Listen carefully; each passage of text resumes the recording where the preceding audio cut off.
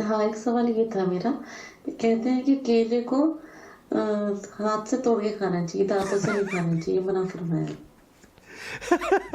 नहमदुहु व नसल्ली अला रसूलिल करीम, अम्मा बाद। सबाह दिल्ली से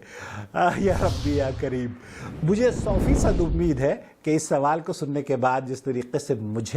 मैं हंसी को अपनी नहीं रोक पा रहा हूँ, आप भी शायद अपनी हंसी को नहीं रोक पाएंगे और ताज्जुब भी कर रहे होंगे कि ये समाज किस तरफ लेकर जा रहा है। अल्लाह रब्बुल आलमीन से दुआ है कि अल्लाह ताला हमें हिदायत नवाजे। सबा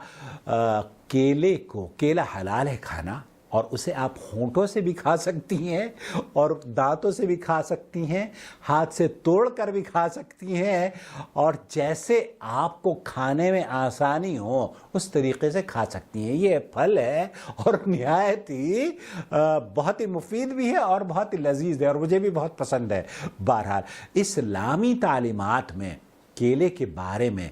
क्या उसे हाथ से तोड़कर ही खाना है, ऐसा किसी सूफी बाबा ने कहा होगा, साधु और संत ने कहा होगा, किसी हकीम ने शायद कहा होगा, लेकिन हमें जो इस्लामी तालीमात हैं उसमें न अल्लाह ताला ने इस बात का हुक्म दिया है और ना ही नबी करीम सल्लल्लाहु अलैहि वसल्लम ने केले के बारे में यह हुक्म दिया है कि उसे आप होंठ से या हाथ से नहीं खा सकती, मुंह से नहीं। क्या बहुत से लोग हैं, अऊज़ु बिल्लाह,